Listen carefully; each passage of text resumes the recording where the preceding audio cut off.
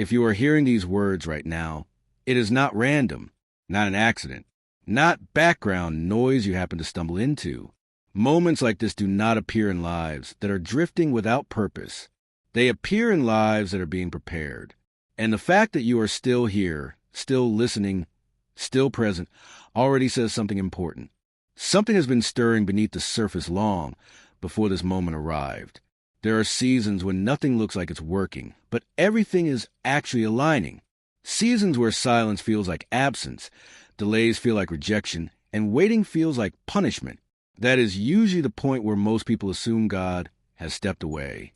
But Scripture and experience say something far more unsettling and far more hopeful. That is often the point where God is closest, doing his deepest work where no one else can see it. Transformation rarely announces itself. It doesn't come with applause or instant clarity. It begins quietly, beneath disappointment, beneath confusion, beneath prayers that feel unanswered. And yet, this is exactly where lives are reshaped.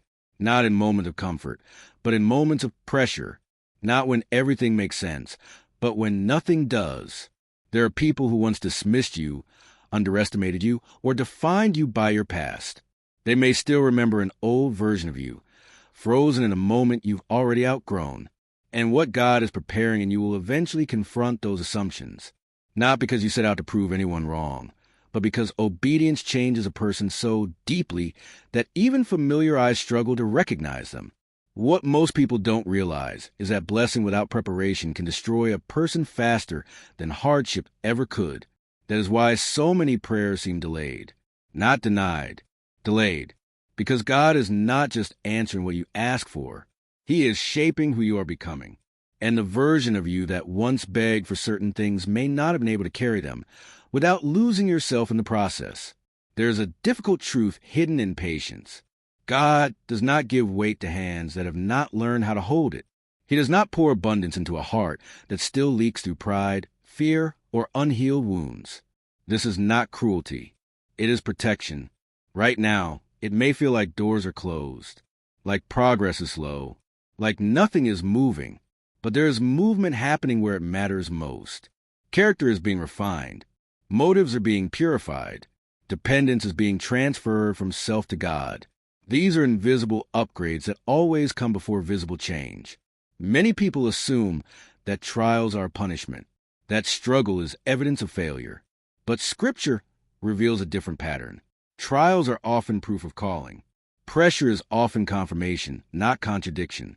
The resistance you feel is not designed to break you. It is designed to expose what must be strengthened before what you're asking for can safely arrive. There's a kind of humility that can only be learned through waiting, a kind of patience that can only be formed through disappointment, and a kind of faith that only emerges when you no longer control outcomes. This is the faith that lasts, not emotional excitement, but settled trust. God is not withholding good things from you. He is ensuring that when they come, they stay. He is not ignoring your prayers. He is answering them in an order that protects your future. What feels like silence is often instruction in disguise. Scripture reminds us that revelation has an appointed time, not a suggested time, not a negotiable time, an appointed time. That means it arrives exactly when it should, not when impatience demands it. And when it comes, it does not arrive late. It arrives complete. What you interpret as delay is often divine timing doing its quiet work. What feels like being held back is often being held together. God does not rush outcomes that require maturity. He builds people first, then releases promises. There are struggles you are fighting right now that will not define you forever. Habits that feel stronger than your will. Patterns that seem impossible to break. Cycles that leave you frustrated and ashamed. But growth does not happen in leaps. It happens in surrender. And deliverance is rarely instant, but it is always intentional. Freedom that lasts is built, not forced. And God is more interested in permanent change than temporary relief. What he is shaping in you now is not just escape from something, but capacity for something greater. The waiting season teaches discipline. The quiet season teaches discernment. The lonely season teaches dependence. And together, they form a person who can handle influence, responsibility, and blessing without losing their soul. This is why some prayers take time. Because God is not just preparing the answer, He is preparing the receiver. There will come a moment when clarity arrives, not as a sudden miracle, but as recognition. You will see connections that once confused you. You will understand why certain doors never opened. You will realize that what you once begged for would have broken you back then. And instead of regret, you will feel gratitude. That moment is not emotional chaos. It is peace. Not loud peace, but settled peace. The kind that doesn't need reassurance. The kind that anchors you even when circumstances remain imperfect.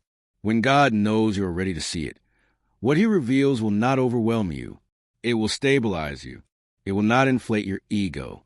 It will humble you in a way that brings rest. It will not confuse your direction. It will clarify it. Readiness is not perfection. It is alignment. It is a heart that has stopped resisting correction and started welcoming truth. A spirit that has stopped demanding control and started trusting process. A mind that has stopped racing ahead and started walking steadily. And when that readiness is complete, you will not need external validation to confirm it. You will simply know. The anxiety that once dominated your thoughts will lose its authority. The fear that once shaped your decisions will loosen its grip. And the noise that once distracted you will fade into perspective. This is not the end of your journey, but it is the end of confusion about why things unfolded the way they did. You will understand that nothing was wasted. Not the pain, not the delay, not the struggle. Because you were never being ignored. You were being prepared. And now you are ready to see it.